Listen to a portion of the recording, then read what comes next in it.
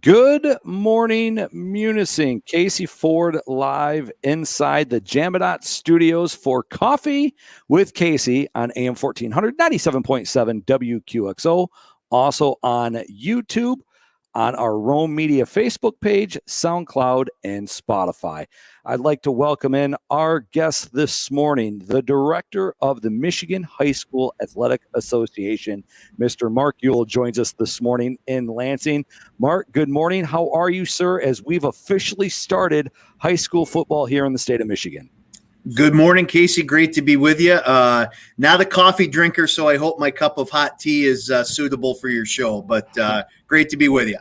We also serve that here at Gallery Coffee Company as well. So not only can you get the kombucha and the coffee and the tea, we also offer food and all the beverages here. And I know you come up to the Upper Peninsula a couple times a year, and you have meetings at the Superior Dome. So take us through like a day in the life of Mark Yule when you are responsible for the entire state of Michigan, downstate, and the Upper Peninsula. So every day is an adventure. I can say that I feel like I'm a little bit of an honorary Youper. I have been married to my wife, Marcy, now for just over 25 years, who's a Sault Ste. Marie native. My in-laws still live in the Sioux. Now, Youpers are very quick to correct me by saying, well, that really doesn't count as the UP because it's all expressway. But nevertheless, love the trips north. You know, every day is different. We've got a great staff here. We have duties divided up by sport.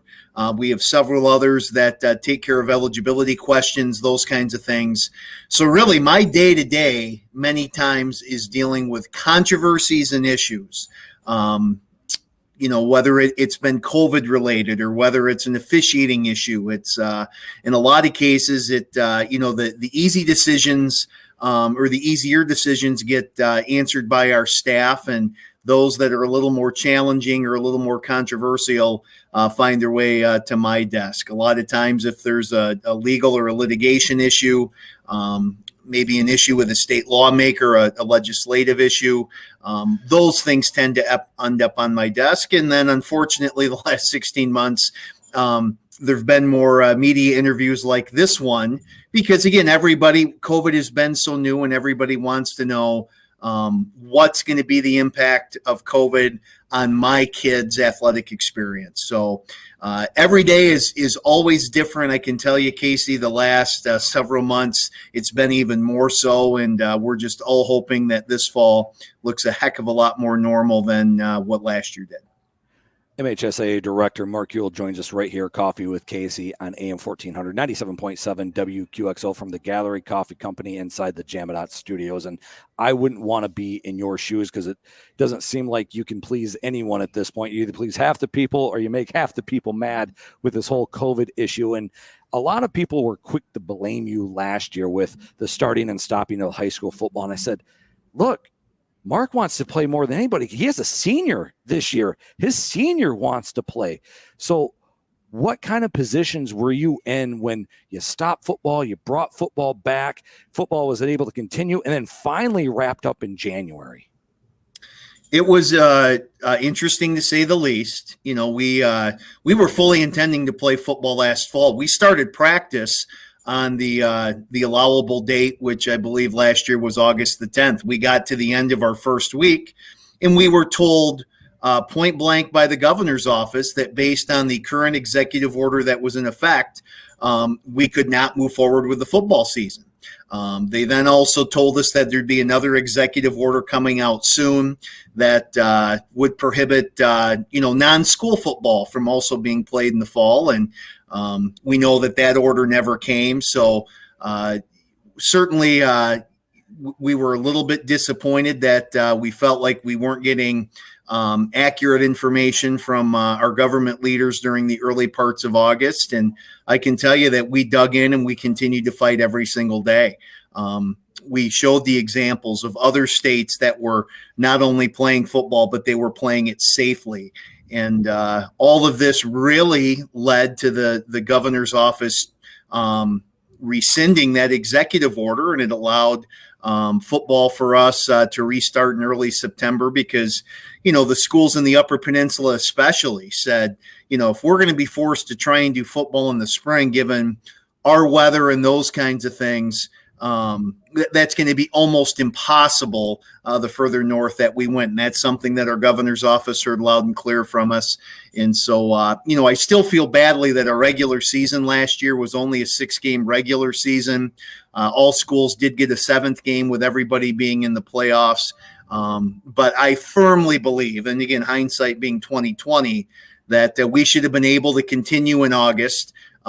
It was not our decision to stop or to pause. The reason that football stopped the end of that first week of August was the fact of the executive order that was in place. And so then you fast forward to November when we kind of had the statewide shutdown and, us continuing to find a way with our remaining football schools and volleyball schools and Lower Peninsula girls swimming and diving schools. And, if it meant that we needed to test, that we were willing to do that, our schools were willing to do that.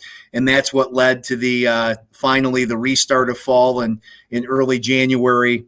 Very, very lucky those first 2 Saturdays in January to have some pretty decent weather for the 2 weeks that we were outdoors. And then thankfully it all ended indoors at Ford Field. I think, Casey, the biggest frustration that we really had is, football got a lot of the attention with the starts and stops, but it was really the way that our government leaders dug their heels in on winter sports. We heard over and over again that, indoor is far more concerning than what outdoor sports were. During the winter, you've got a lot of very close contact sports such as wrestling and basketball. So really, I think if there's a community that really felt the brunt of everything, it was really our winter teams because they had the most condensed season of anybody last year. But it's something I care not to relive again. All of our people in state government, I think we're doing the absolute best that they could. It's just frustrating when we're an organization that's used to setting our path and then moving forward on it when you've got to coordinate with outside entities, especially that tend to be political in nature. It does create some new challenges. MHSAA Executive Director Mark Yule joins us right here, Coffee with Casey, AM 1400, 97.7 WQXO, also on Facebook Live, on our Rome Media YouTube page, SoundCloud, and Spotify. We bring all this up because you've seen the numbers, you've seen the news. It doesn't matter if it's here from TV6, if it's Wood TV8, WZZM 13 in Grand Rapids, what you guys have there in Lansing. You see numbers are going up, and right now the MHSAA says we plan on having a normal football season, masks not required, alcohol on the football is not required, things like that. How important is it to you to make sure that, this stays at a community level? Like, for instance, LMAS up here in Elgin County, one of the safest, healthiest counties in the Upper Peninsula and in the state of Michigan, compared to like a Detroit, Kalamazoo, where you might see numbers higher. How important is it to make sure that this stays with local health officials saying, we can have a normal football season compared to, I think it's say we should mask up or maybe even cancel a couple of games. Yeah, we've got to continue to still do all of the smart things that we've really have become a part of life the last 15 months. I think if you go back to last fall, you saw that an outdoor contact football season was by no means a spreader of the virus. You look at the test results that we had last winter when all of our fall sports moved indoors to practice many of the times, and those kids were all testing 3 times a week, and our positive test percentage was below 1%. You look at our spring experience, the current epidemic order that we had last spring required every spring athlete. Didn't matter if you were a contact sport athlete, such as girls soccer or lacrosse. And we were also testing our golfers and our tennis players, kids that never come in contact with either a teammate, much less an opponent. And our positive percentage in terms of testing was 0.17%. So in other words, in the athletic realm, we were having less than a fifth of a person test positive for COVID through our rapid testing program. So, the mantra we've all heard here the last year and a half is we're going to continue to follow the science and the data. In going back to last winter, even through the spike that we had during the months of March and into April last year, we were playing winter sports through that period. We were continuing to test all of our winter athletes that was required at that time. And you did not see the data suggest that school-based sports were the reason that numbers were increasing, and that was the reason why teams could not play. We're certainly going to have positive cases this fall. That's going to happen, I believe, in communities. Schools will work through their contact tracing as required by their local county health department. And if that means that a school has to pause or can't play for a week, so be it. And that'll allow other schools that aren't dealing with the positive cases to keep moving forward. But again, not only do we believe we can play, but we can play safely. And we've now got over 6 months of direct testing data of Michigan high school athletes that we believe show that we can move forward and we can do it safely. I'm super excited to talk about this because we're going to move on from COVID and hopefully talk about a new football season and what happens this year. As MHSAA Executive Director Mark Yule joins us right here, Coffee with Casey from the Jamadot Studios inside Gallery Coffee Company, is we have a new playoff format. It was supposed to be unveiled last year. COVID got in the way. This year is, we're going to go by a point system. How do we go about this? And let me preference this by saying 80s and 90s, you might go 8-1, miss the playoffs. And late 90s, I believe, early 2000s, 6 wins and you're in, or 5-4 or 5-3, depending on the schedule that you had. How do we go about this now? And does 6-3 get you in the playoffs, or is the 6-3 the new 5-4? So the really quick history of this, and Casey, I think you're a little. And this younger is math, so yeah. I'm 40. I'm 47. So my playing days and even my early coaching days were under the old system, where only 128 schools got into the playoffs across all the divisions. And you're exactly right. Depending on your schedule, you could go 9-0 or 8-1 and still be on the outside looking in. So then the field was expanded. It was doubled. It went from 128 to 256. And essentially that led to the 6 wins and you're in. What we've seen over the last 15 plus years with the 6 wins and you're in is you had schools that for their non-conference games were really going out and trying to schedule the Sisters of the Poor. Whomever we can put on our schedule that we know is going to be a guaranteed win to get to that 6-win level, that's what we wanted to do. Under the 6 wins and you're in, you never got credit for a quality loss. It was all about the number of games that you won. And even if you went out and scheduled a very tough opponent, you really didn't get much of a bump for that. So going back to 2015, and by the way, what this did was it put great pressure on regular season scheduling. Our schools that have had any kind of football success, for them to go out and try and find non-conference opponents became almost impossible. So our schools said, you know what, we need some relief here. Not so much to tweak the playoffs, but we've got to make regular season scheduling easier. A UP school in Menominee who had great success during the 2000s and the early 2010s. I mean, the community that I live in, DeWitt did a home and home with Menominee because they could not find a school within hundreds of miles that wanted to play them.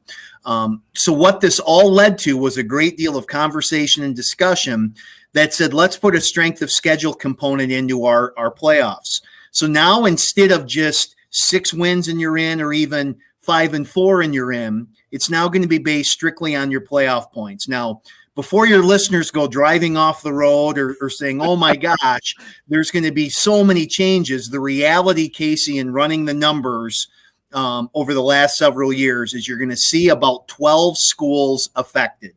In other words, you're going to see about 6 schools that maybe go 6-3, but do so in a what's a fairly weak league with a fairly weak non-conference schedule that might not accumulate enough playoff points to get in. On the flip side of that dozen, you're then going to see another half dozen 5-4s, or even 4-5s that do play in a very difficult league, that do go out and schedule some challenging non-conference games. And even though they may not win, they play a quality opponent and come up with a loss, they're going to get a bump. You know, what the 6 wins and in essentially did is it's destroyed an awful lot of rivalries. Where I'm from, Caledonia and Middleville played for nearly 100 years.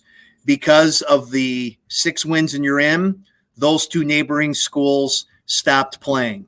I believe Marquette and Negaunee played forever up in the UP. And of course, with the 6 wins and you're in, with Marquette being bigger, Negaunee no longer had any interest in playing Marquette, because even if they played Marquette tough but weren't able to win, they got no bounce or benefit of that through the playoff system. So here's essentially where it is moving forward. This was ready to go last year. COVID kind of sidetracked it. And what was interesting is the 2 plans that were being considered was the strength of schedule, along with, you know what, let's just go to an 8-game regular season and let everybody in. So a year ago with COVID, we got to experience what does the playoff look like with everybody in. This fall, we'll get to experience strength of schedule. And what I can promise you and your listeners is that come December and January, we are going to survey schools. We are going to listen to our football community. And I think we're going to make a long-term decision on, did strength of schedule really make regular season scheduling easier? Did this really improve the playoff experience? And if the answer is yes, that might be where we stay long-term. On the flip side of that, because people are going to have an actual comparison back-to-back years, if some say, you know what, we really think what's going to make regular season scheduling easier is just put everybody in the tournament like every other sport. And I could certainly see us ending up there a year from now. But the neat thing here, Casey, is this isn't going to be speculative or, well, I think if we do this, then it's going to, we've got real life examples over a 2-year period. And at the end of the day, we're going to ask schools, which one do you like better?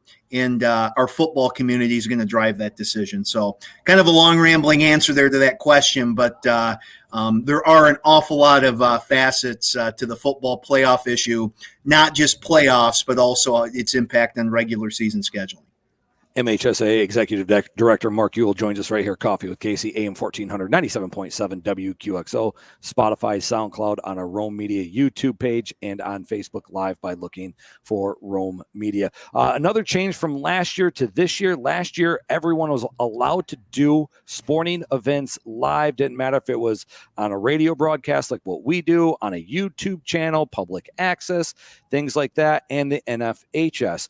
That's also changed. We've gone back to the 2019 rules where you have to be at the NFHS. Let's talk about that. Why did that decision come about? So last year, because crowds were limited, we essentially eliminated any of our streaming and television regulations. At the end of the day, we wanted to get games to as many people as we could, because most of the school year, each player was limited to 2 spectators per kid, and that was it. I think that schools have an awful lot of flexibility in terms of what they do now, in terms of being able to live stream their games. One option is they can do it through the National Federation Network. The National Federation offers automated cameras called Pixelot units. They put them up at no cost in both the gym and the stadium of schools, and that's an easy way to stream games, not just for the big varsity games, but every game in your gym and stadium, whether that's a freshman, JV event, whether it's commencement services that happen in your gym or in the stadium. So the Federation Network route really makes a lot of sense for schools. If schools don't want to go the Federation Network route, they can stream games on their own. They can stream that to a school webpage, a school YouTube page, a school Facebook page. So a lot of options for our schools. Ultimately, the regular season rights belong to our schools, and how they choose to have those games streamed should be the call of those schools. And that's something we'll see how that goes here during the fall. I can tell you that if the virus numbers increase and a state mandate comes out limiting crowds again, then we're ready to go and move back to where we were last year. I think, Casey, what I can promise is when we meet with all of our schools on our update meeting tour in September and October, we're going to get a lot of conversation about what do we want live streaming to look like in the future. Can a school just simply bring in a media partner and give those rights over and let them do the streaming? If that's something we are going to change long-term, it needs to be with some input from our schools. So we'll see where our schools want to go with this, but our schools currently do have an awful lot of flexibility and options for how they wish to stream their games. MHSAA Executive Director Mark Yule joins us right here, Coffee with Casey, AM 1400, 97.7 WQXO. The one thing that I know you have to look at is the year 2019-20 season when we had that full season and then COVID shut everything down. And it hurt the Munising Mustangs as they were going to go against their old coach and Dan Waterman and the Negaunee Miners in the district final in Negaunee. Everyone is super pumped about that because that was a Class C district championship game. The winner was going to take on, most likely, the Iron Mountain Mountaineers. Now, Iron Mountain lost in 2018 in the state finals. The 2019 season, they didn't get a chance to play. In my opinion, it robbed them of a state title. And then last year, they lost in the state finals as well. When you talk about legacy teams, how much did this COVID season really hurt teams like an Iron Mountain or a Munising or Negaunee? Terribly. And it was just so sudden, when kind of the whole world got put on pause back in March of 2020. I think all of us initially thought, well, it's just going to be a couple weeks, and we were already making plans of what the restart would look like, and we even had plans that went into the summer, similar to what we did with fall sports last year. Is we had a plan in place of in the summer of 2020, well, how can we go back and finish these winter tournaments, and what can we do with spring? Because at the high school level, kids only get one chance on the merry-go-round, and those kids who were right in the middle of their senior year, not just our winter kids that lost their senior year tournament experience, but then every single spring athlete in that class of 2020 lost their entire spring season.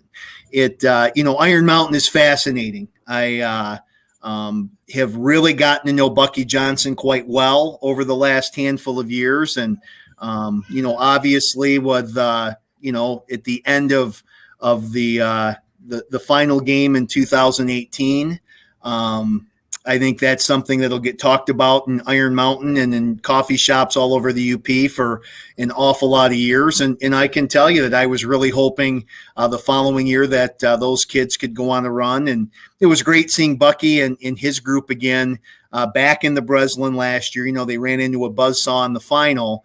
But, you look at everything and I see that two other players had, set some records that I'm not sure are going to be touched in a long, long time. But that's the thing that's really sad is you look at that lost tournament season of, Iron Mountain with the crazy ending to the game the year before. They were really lined up to really give that another run. And unfortunately, that will remain a COVID asterisk forever. But again, I give them an awful lot of credit for having the resiliency to really bounce back and to get all the way back to the Breslin last year. And like I said, I'm not sure there's many teams that would have beaten Beecher in that final last year, not just in Division III, but almost any of our classes going all the way up to Division I. We'll get you out of here in just a minute, but Jenna Cole says, "Hi, Mark. We appreciate all the work you and your team do for Michigan athletics, especially this past year, from a coach's wife." And then David Seacott says, "Good morning from Indianapolis." So you are getting some of the love and the recognition that you deserve for the ever-changing landscape of the Michigan High School Athletic Association with everything that's going on. We do appreciate your work. And obviously football season is here. What are you looking forward to the most as we start this football season on the 27th and 28th, or sometimes even on that Wednesday before because of schedules? And before you answer that, now let's answer that one first, and then I'll ask you about officials. But what are you looking forward to the first about the high school football season? So being a football guy my whole life, being a former varsity football coach and former college football official, To be honest, the actual football on the field is probably a ways down the list.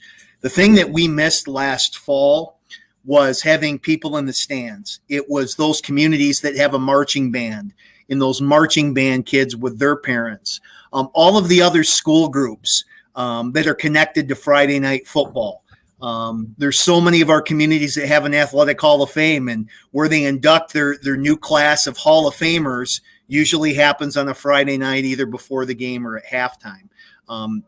Our state's incredibly unique to where Friday night football isn't just about the football. It's really about the gathering of an entire community. And we didn't get to have that last year. Yeah, we had a football season. Yes, we got to the end. But it was as different and as odd and as awkward as anything. So, yeah, Casey, I'm going to love being able to watch the games. But more importantly, it's all of the other groups that have a part in a connection to Friday night. I am beyond thrilled that they're going to have a chance to kind of return to action this fall. And that's what I'm looking forward to when things kick off here in about 10 days. How do we get officials? Because this is why I said, hey, sometimes we play on Thursday, sometimes we play on Friday, sometimes Saturday. How do we get more officials in to do these games? Because up here in the Upper Peninsula, a lot of guys are retiring. Not a lot of people are able to replace them. So how do we get the younger group to officiate these games so we can make sure these games go on? I think a lot of people need to realize that this is a way that you can stay involved. As somebody that umpired college baseball for a long, long time myself, what was great is as a 30 and a 40-year-old, as I still had my next game to look forward to. It really wasn't much different than as a high school student sitting in English class and as a 3-sport athlete looking forward to my next game. I think if you don't have the desire to give officiating a try, that's fine. Officiating is not for everybody. But what we would ask is that you treat those officials that work your kids' games just the common decency of some basic respect. I often, when I talk to groups, say, okay, in what other realm of society would we allow one adult to treat another adult the way that we allow fans, and most times it's adult spectators, to treat other adults as officials? It just doesn't happen. We do surveys of our former officials and we ask them, well, why did you get out? And the two biggest reasons that are under our control is the way that they're treated by coaches and the way that they're treated by adult spectators. How ironic that the reason that people are getting out of refereeing at the school sports level in our surveys has nothing to do with kids. It has nothing to do with money.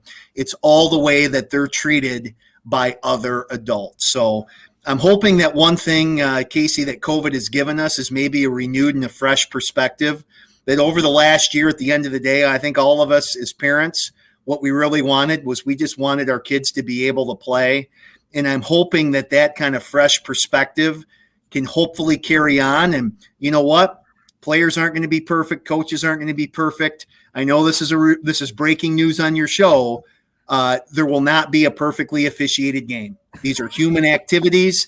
And instead of going crazy on that next out of bounds call or something that you don't agree with, just be quiet and silently count to 10, take a breath, move on, and know that it's going to be okay. And I just think if more of us kind of gave that little bit of grace to those men and women that do step up and that do officiate our kids' games, I just think we're going to have a much healthier atmosphere.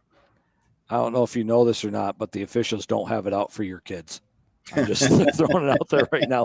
Jenna says, well said, Mark. Respect for everyone, officials, coaches, athletes, and spectators alike. I'll end it right there, Mark. We could go so much longer, as I love having you on as a guest. Thank you for joining us this morning from the Gallery Coffee Company and your offices at the Michigan High School Athletic Association. We look forward to a great fall season, whether it's cross country, volleyball, football. A lot is going on, so thank you for taking time out and joining us this morning. Enjoy your Friday and have a great weekend. Will do, Casey. Thanks for the invite and willing to come back anytime. So good to be with you. All right, Executive Director Mark Yule from the Michigan High School Athletic Association joins us right here on Coffee with Casey. We'll take this quick time out. When we come back, we're going to talk a little bit what's going on with our football season when it comes to Superior Central and Munising, and we still have Sarah Peurakoski coming up and talking about sale. You're listening to Coffee with Casey on AM 1400, 97.7 WQXO. Elgin County Communities That Care is a local organization that offers preventative programming addressing teen pregnancy, violence, delinquency, school dropout, substance abuse, depression, and suicide. We are looking for members in our community to help with many of these programs and fundraisers we offer. If you would like to get involved, please contact us at elgerctc.org. Elgin County United and Thriving, promoting a safe, healthy, and prosperous environment for all youth and adults. Are you looking for an afternoon of family fun? How about a change to your date night routine? Come to Miners Falls Mini Golf to experience the fun for yourself. Explore the waterfalls and rivers while enjoying 18 holes of miniature golf. Find our latest flavors of chocolate shop ice cream by visiting our Facebook page. Open at noon daily. Visit Miners Falls Mini Golf off of M28, 2 miles east of Munising, or call 387-4653. Putman's Health Mart welcomes you. Your hometown pharmacy is always here for you. Customer service comes first in all we do. You're gonna find that we love serving you at Putman's Health Mart. Service is still our best medicine. Putman Health Mart has been a trusted source to handle your prescriptions for over 80 years. They're always ready to help in a personal way with their experienced and well-trained pharmacy staff. Family-owned and operated. Just people serving people. 119 Elm Avenue in beautiful downtown Munising, with convenient parking at the front or rear entrance. At Putman's Health Mart, service is still our best medicine. The summer closeout sale ends soon at Ashley Furniture Home Store in Marquette and Escanaba. Get up to 40% off or choose up to 6 years financing. Need some friendly help? Get expert design consultation from one of Ashley Home Store's interior designers. And don't forget Ashley Home Store has hundreds of mattresses in stock. The summer closeout sale ends soon, only at your local, family-owned Ashley Home Store in Marquette and Escanaba. Feels good to be home. Back on Coffee with Casey, AM 1400, 97.7 WQXO from the Jamadot Studios inside Gallery Coffee Company. Casey Ford live here. We were just joined by the Executive Director of the Michigan High School Athletic Association, Mark Yule. And I'm super excited to talk about our football season this year. We have the Munising Mustangs. They're going to be on the air every Friday or Saturday night, depending on when they play. They take on Sutton's Bay at one point this year. We got Superior Central on the schedule, and we have the regular Skyline Conference, which I'm super excited about. We are also going to be covering at least 7 of 9 Superior Central football games because they mostly play on Saturdays. So with that being said, we got Munising Friday night, Superior Central Saturday. Superior Central does have one Thursday night game, and one of the games that they play on Friday, Munising plays on a Saturday against Sutton's Bay. So we have a lot of football coming on our airwaves right here on AM 1400, 97.7 WQXO. We're also going to be covering a handful of volleyball games as well. And tentatively, we are going to be covering Gwynn versus Superior Central, which is Tuesday, August 24th. And that Wednesday should be our first high school football coaches show from around the region. And that can be heard on Wednesday night on AM 1400, 97.7 WQXO. It'll also be on SoundCloud and on Spotify. There'll be no Facebook Live on this. There will also be no YouTube on this. This is audio only, so you can listen at your own convenience. So if you want to listen in your office, you can. If you want to listen live on air, you can. But this is going to be one of those shows that is specifically for the radio and for podcasting. We won't have this great elaborate setup that we have for Coffee with Casey because, quite frankly, this is quite taxing what we do every Friday morning. So we will have that audio special of a coach's show on Wednesday, I believe, starting the 25th, not the 23rd, the 25th. Dates are hard. Math is hard. I understand. But the 24th, we'll have volleyball on our air. Bryce will be doing that game tentatively right now between Gwynn and Superior Central. We'll have a coach's show on that Wednesday, and high school football Friday night will be on that Friday, and Superior Central will be on that Saturday. Cameron Nebel will be on our airwaves for Munising football. Bryce Burge will be on our airwaves for Superior Central. Superior Central is in Rudyard on that Saturday. Now, I did have an opportunity to go to Superior Central, and I know we have a couple of photos of that earlier in the week as Superior Central gets ready for week 1 against Rudyard. They're getting ready for their first day. I was hoping Angus would bring those photos up so we can show you some of those pictures that we're able to take earlier this week. Everybody loves those drills. Who doesn't like hitting the dummy? And that's a Munising practice right there. But lots of things going on. There's heat, humidity. Like, I understand today when I woke up was a perfect Friday night football type feeling. It was like 52, 53 degrees. It just felt like Friday night football was in the air. I know it's going to get warmer. Normally that first week or two we have of high school football tends to be a little bit warmer.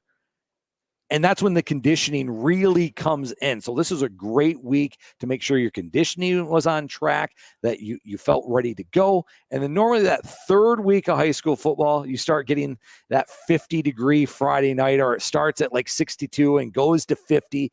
I love those high school football Friday nights, and we'll be bringing plenty of sports activities. The one thing that's going to be new that we have not talked about yet on air, besides Munising football, a couple Munising volleyball games, Superior Central football, a couple Superior Central volleyball games, we plan on broadcasting a few Munising Baptist soccer games on these airwaves as well, with strength and conditioning coach of the football team, Danny Graves, and Munising Baptist soccer coach Danny Graves will be at the helm. And I'm not going to say there's a lot of pressure on Danny, but they haven't lost a soccer game in 2 years. So I don't know if the fans start calling for his head on the first loss or not, but Danny's going to have a heck of a time maintaining that win streak that Munising Baptist has had, as they've won a couple of Northern Lights League championships the last couple of years. So we have lots of sports activities coming your way on these airwaves.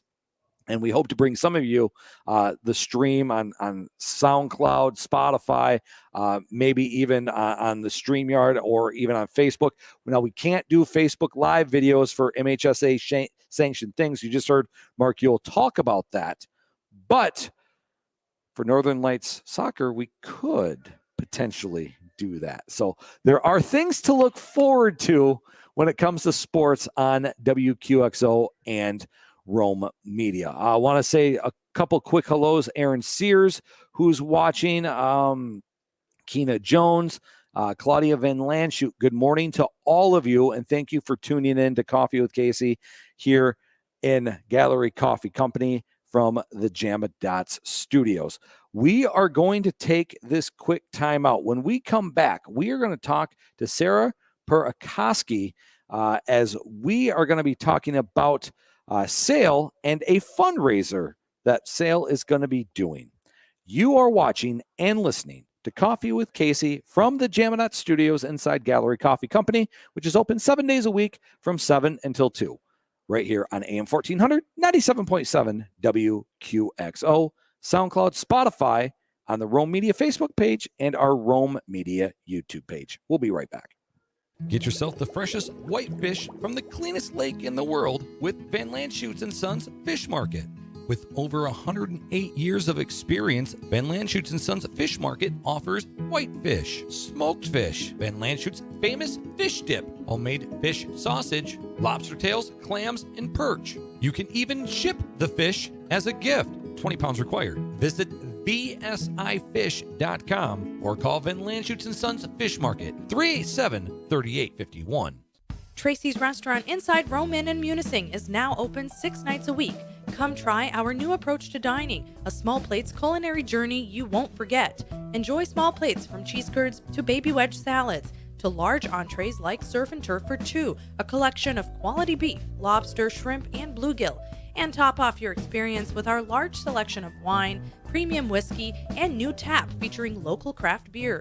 Open Monday through Saturday from 5 p.m. to 10 p.m. Call 387-8000 for reservations.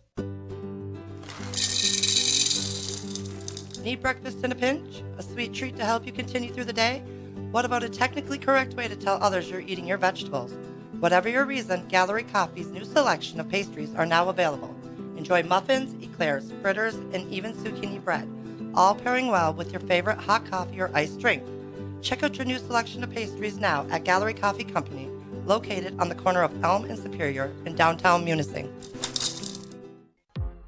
Hey, did you get the new chicken Uber pasty from Miner's Pasties yet? No, I didn't. Does it have the taters? Yep, Does it have the rutabaga? of course. Does it have the onions and the carrots? Yep, those two. It's a true Uber pasty from Miner's with all the right fillings and that perfect flaky crust. That sounds great. How do I get one?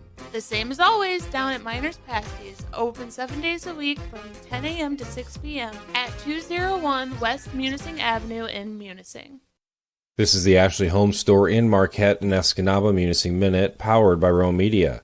The U.S. Census numbers for 2020 have been released, showing that 14 of 15 counties in the Upper Peninsula lost population over the last 10 years.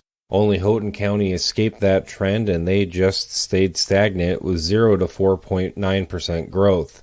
A number of counties in the northern Lower Peninsula also lost population. Most growth for the state was found in Detroit and surrounding areas as the shift towards distribution hubs continued to grow. Michigan matches a number of national trends as 52% of the counties nationwide have smaller populations than what they had in 2010. Brian Newland was confirmed as the Assistant Secretary of Indian Affairs by the U.S. Senate. Newland was the former president of the Bay Mills Indian Community, but stepped down so he could return to the Bureau of Indian Affairs, where he served as a policy advisor during the Obama presidency. Assistant Secretary is the highest role in the department filled by the Senate. The Munising Minute is brought to you by Ashley Home Store in Marquette and Escanaba, where the summer closeout sale ends soon. Get up to 40% off or choose up to 6 years financing. Plus, we have over 200 mattresses in stock from Ashley Sleep, Tempur-Pedic, Beauty Rest, and Serta. Local, family-owned Ashley Home Store in Marquette and Escanaba. For Rome Media, I'm Bryce Burge. The summer closeout sale ends soon at Ashley Furniture Home Store in Marquette and Escanaba. Get up to 40% off or choose up to 6 years financing. Need some friendly help? Get expert design consultation from one of Ashley Home Store's interior designers. And don't forget Ashley Home Store has hundreds of mattresses in stock.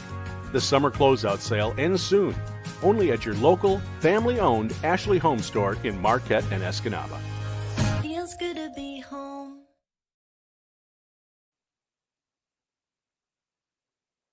Back on Coffee with Casey, AM 1400, 97.7 WQXO from the Jamma Dots Studios inside Gallery Coffee Company, which is open 7 days a week from 7 until 2.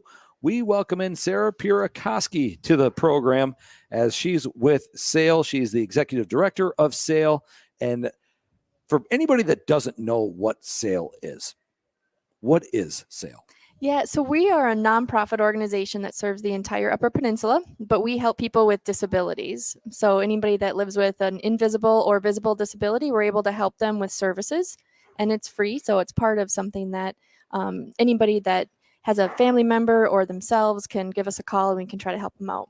and you guys have a really cool fundraiser coming up. And it's something that has really taken off over the last 10 years. In fact, you can find some of these tournaments on like ESPN2 Yeah. or ESPN News. It's really popular when you're camping, but it's a cornhole tournament. Yeah, it's bag toss. I mean, who'd have thought? I mean, you can win thousands of dollars in these leagues, but we're going to have a competitive event. We just want to have a tournament to raise funds for an action track chair. So that is like a motorized wheelchair with treads, and we're able to get people out on the snow and the mud and on trails that they wouldn't be able to before. How many of these wheelchairs do you have right now, and how much does one of these things cost? Yeah, right now we don't own any. There's the one we want with all the bells and whistles to help as many people as we can would be about $16,000. Holy cow. But the DNR has a couple of them, like at Tequamanon Falls, they have one you can use for free to go to those falls. But we really think it'd be awesome for us because we travel around the UP helping people get out into the outdoors, and we'd love to have one in our inventory. So we don't have one yet. So how do you go about this? Do they especially make it? I mean, how fast do they go? Yeah. Things like that. Yeah, it's pretty slow. I mean, it's like 3 miles an hour. Okay. But you can buy versions of it that then help people stand for like fishing or hunting.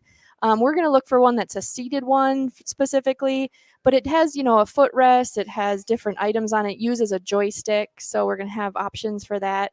We use it for our SPAR program, our recreation program, and we also have a UP Vet Served program that we want to use it for those veterans. Now, obviously, being part of SAIL, executive director, you're always looking ways to raise money. Obviously, this tournament is just one of many things that you guys do. What are some of the other things that you do to raise money for a chair like this? Yeah, so our annual campaign is called 1 in 5. So 1 in 5 people live with a disability, and so you can donate at any time throughout the year. But we also have a chocolate festival in February. And it's in Marquette at Northern, and it's just awesome. Any restaurant around the UP could come in and you can get a ticket and go around and pick chocolate from 12 different restaurants in one day. It's awesome. Now, this is kind of off subject, but chocolate. Yeah. Girl's best friend, or is Diamond's girl's best friend? Yeah. Are you a chocolate girl, diamond girl? You can't have both. Which one do you rather have? Definitely chocolate. Definitely chocolate for me. But it's awesome. Like, we do get a lot of women during that time because it's in late February. It's kind of after Valentine's Day, but it's right around that time, and it's when it's cold here and a lot of snow. I think I've been to this. Is it at the NMU culinary? I have been to this when I used to work in Marquette. Yeah. At the other radio station. But yes, I've been to this. It's really, really good. Yeah. And you have to have a sweet tooth. Yes. And 500 tickets sell out. I mean, we sell out. So it's really been awesome. We've done it for, I think, 11 years. Okay. But in different venues. But Northern's really, their new center has been awesome to use that. Sarah Peurakoski joins us right here on Coffee with Casey, AM 1400, 97.7 WQXO, brought to you in part by Miners Falls Mini Golf, which is open daily from noon until 10 o'clock nightly. That's awesome. And, we're going in that Labor Day weekend. So we're close to it anyway, a couple of weeks away. I guess with this cornhole tournament, how many teams do you have? How many teams can you facilitate? Yep. What's the cost of it? Yep. So teams of 2 people for $50. We have a little bit lower number. We have about 11 or 12 teams right now. We can handle up to 36. Okay. So we really are looking for teams to sign up. You can go to eventbrite.com, search Battle of the Boards, Cornhole. Find us, come over for that day. We're going to have a food truck. We're going to have our adaptive bicycles that we have at SAIL on site. And then just raffle prizes and things of that nature to help support this cause and to get this action track chair in the UP. And it starts at 10:30 in the morning. Yeah. How long do you anticipate this going? Is it a couple hours? Is it a full day? Does it end at like 8 o'clock at night? Yeah, I think if we had 15, maybe 20 teams, it might go till like maybe 3 in the afternoon or 3 or, depending on. But so yeah, it shouldn't be too long, but we still do need those teams, and we'd love to have people come out and just learn about SAIL and help people in your community that live with a disability. Cornhole, very fun game, and we've been playing ladder ball, kind of the same thing. Just, but when we go camping, but it's always goes back to the bags and the cornhole, whatever you want to call it, and participating. So when you're putting something like this on, you have 11 teams right now or 12 teams right now. You talk about the people in the community. I guess. What's their involvement? Do they have people with disabilities? What are some of the teams, and what's the background of some of these teams? Yeah, we actually are having an individual that's coming with her sister who uses a wheelchair. We have a couple of people from TV6 that are coming down for us.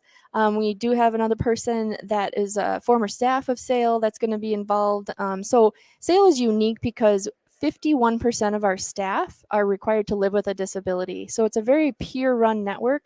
So we're really encouraging anybody that feels they want to come out and understand or learn about what it's like to live with a disability to be part of that, and to like be able to realize that, you know, 1 in 5 people live with it, and a lot of people live with invisible disabilities. So you don't realize how What's many an there are. invisible disability? So, for example, mental health concerns, autism. Sometimes you can't really tell, you know, if it's not shown up in that physicality of it. You know, people that have diabetes, that lives with a disability, that need to have to make sure that they have, you know, a proper nutrition. Really anything that you can kind of consider that's a little bit outside of that normal, but really what is normal? We all live with something. Yeah, you're absolutely right on Yep. that. As Sarah Peurakoski joins Yep. us right here, Coffee with Casey, AM 1400, 97.7 WQXO.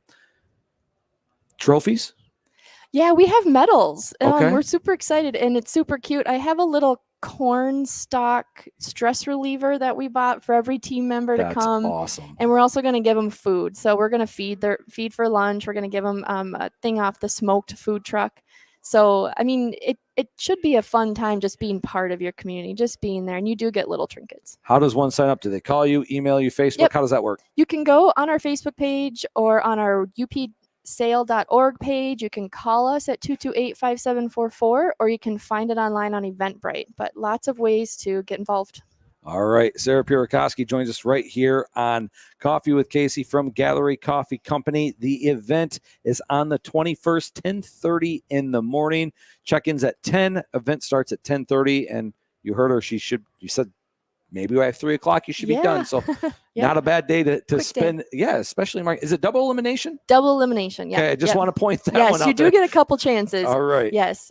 We'll take our final timeout, come back, and finish Coffee with Casey right after this. You're listening to Coffee with Casey on SoundCloud, Spotify, AM 1400, 97.7 WQXO, WQXO.com, and watching on our Rome Media Facebook page and our Rome Media YouTube page. We'll come back, finish Coffee with Casey right after this. All you need is love and a walking taco from Tacopotamus. Javier is on a mission to fill up your belly and your heart with a giant bag of Doritos or Fritos filled with fresh ingredients, including beef, 3 different cheeses, lettuce, cilantro, jalapenos, pico, and sour cream, all totally customizable. The perfect on-the-go food. Walk away with a walking taco from Tacopotamus today. And remember, all you need is love and walking tacos. When it's time for you to tackle a home project, you go to 41 Lumber, because you know 41 Lumber has the best products so your projects will last. Every kind of home project, you name it, 41 Lumber has it. And 41 Lumber has the experience to help you with any questions you have along the way. 41 Lumber even offers complete home and project design services. Your projects start at 41 Lumber, with better products for better results. 41 Lumber, building your dreams one project at a time. As you're on your way out of town this camping season, make sure to stop at Hillside Party Store East. We have all your camping gear. We also sell live bait, fire starters, and boiled peanuts. Hillside Party Store East is also your home for Case Country Farms, including bacons, brats, brat dogs, breakfast sausage, chorizo, Italian, pork chops, pork steaks, and ham steaks. Hillside Party Store East, located between Connors and Hilltop Road. As things slowly get back to normal in the Upper Peninsula, the employees at Embers Credit Union are here, ready to serve you. Our frontline staff is ready to safely handle cash and checks and answer questions you have about your account. Our loan team is ready to help out with new or existing loans in person, on the phone, or through email. Our commercial team is ready to assist you with your business loan and the Payment Protection Program. We are always ready to take members to the next level. We're Embers Credit Union. Let's live it up. Picture this, coming home after a long day of work to a professionally laid, personalized tile shower with rainfall shower heads. Does this sound like something you could get used to? Flynn's Flooring in Wetmore carries much more than the beautiful flooring you've come to expect from this family-owned and operated company. a full-service company that specializes in ceramic tile as well as other floor coverings. The team at Flynn's Flooring is waiting for you to stop in to their showroom in Wetmore or call 906-387-1993. It's important to turn mics on. Back on Coffee with Casey, AM 1400, 97.7 WQXO from the Jamadot Studios inside Gallery Coffee Company. It doesn't matter if you're watching right now on YouTube or on Facebook Live or listening to us on the radio station. Everybody at the post office here in Munising, thank you for tuning us in and listening to us on a daily basis on AM 1400, 97.7 WQXO. We appreciate everything that you do. I see that local celebrity Claudia Van Landshut is now live here inside Gallery Coffee Company. I do want to take this time and talk about a couple of things. I meant to get to this earlier. I completely forgot. The summer closeout sale at Ashley Furniture Home Store in Marquette and Escanaba ends soon. Get up to 40% off or choose up to 6 years financing. You don't get both, as they have over 200 mattresses in stock from Ashley Sleep, Tempur-Pedic, Beauty Rest, and Serta. Local, family-owned Ashley Home Store in Marquette in Escanaba. So we'd like to thank them for their continued support of Coffee with Casey, along with Miners Falls Mini Golf, Jamadot's Picture Rocks Golf Course, which has their fish fry on Friday night. Whether you want it grilled or blackened, they can help you out. Picture Rocks Golf Course. This would be a great weekend to go out there and get some golf in. Today, on Friday, just in case you're listening Saturday morning, perfect day. It's not going to be too hot, not going to be too cold, as it starts getting in the 70s and 80s for the foreseeable future. So get out to Picture Rocks Golf Course, get yourself a tee time, and enjoy yourself out there at Pictured Rocks Golf Course. Now, I like to talk sports, as you heard our conversation with Mark Yule earlier in the program, but how cool was it last night? Field of Dreams in Iowa. Kevin Costner was there. You had a Hollywood-type ending, and I know that's so cliche, but you really did, with the White Sox having that 7-4 lead and the Yankees coming back and taking that 8-7 lead for the White Sox to walk it off in Iowa. You couldn't have asked for a better script, and some of the visuals that you saw with the cameras on the pitchers and things like that was so epic. Like, I enjoyed that game thoroughly between the Chicago White Sox and the New York Yankees.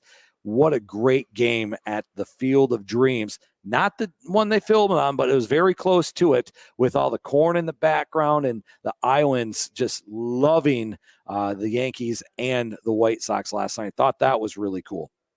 Things to look forward to if you're into that sort of thing. The Lions and Bills preseason game number 1, baby. Yeah, I don't really care. But that is tonight, NFL preseason on Friday night. Saturday, the Green Bay Packers are, I believe, playing Houston at 8 o'clock. The Lions are on the NFL Network. I believe the Packers will be on Fox UP or TV6. So football kind of back. It's the preseason. I don't really get too excited until like September 12th, which is the first regular season game. And then I believe the Lions and Packers are on like the 21st at Lambeau, week 2, Monday Night Football. So that's when football season starts really getting going for me, when you can see that first Thursday night game of the regular season, and you get that first Sunday afternoon and Sunday night football. That's when I really start getting geared up. Preseason game number 3, I kind of look forward to, because you see the starters more than what you see the backups, or the teams that are, trying to get the roster spots for 3rd and 4th string kind of deal, or people trying to earn the roster spot. But football is kind of back. You saw it with the Hall of Fame game last week. A lot of the starters didn't play, but it is what it is. And I just got to steal a line. I have to steal it. I'm going to tailor it a little bit, but how about them Tigers? The Detroit Tigers, as we sit today on this Friday morning, 3 games under 500 and in second place in the AL Central. When you have a 9-24 start and you've worked your way back to second place in the division and 9 games back of a wild card, really 5 games back of really being competitive in that wild card. Like 5 games really separate the Tigers from contending and being out of it, which is absolutely fantastic. You never saw that coming, especially earlier on this season. So I'm super excited as a Tiger fan. Miguel Cabrera sitting on $499. Hopefully gets 500 this weekend. Also getting closer to that 3,000 hit mark. The Tigers are exciting. I'm super glad they weren't sellers at the deadline, and they're getting it from a lot of their young players, and Spencer Torkelson just tearing it up in the minor league. So I'm happy to see where the Tigers are at, where they could go. They might finish 500. They could actually finish above 500 as they're 3 games back right now and second in the division. They're not going to catch Chicago. They're not, but they could play for the wild card. I'm super pumped as a baseball fan that we're in August and the Tigers, like they were late 2000s and early 2010s, competitive with baseball. Just makes my life so much more enjoyable when I can watch and get excited about something, because it's been a while since a Detroit sports fan has been able to get excited about anything.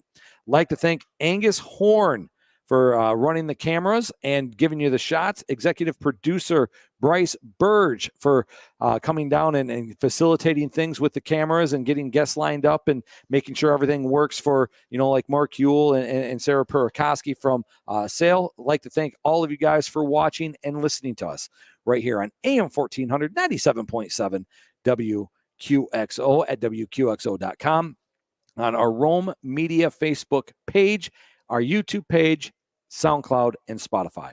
You've been watching and listening to Coffee with Casey on AM 1400, 97.7 WQXO, Munising.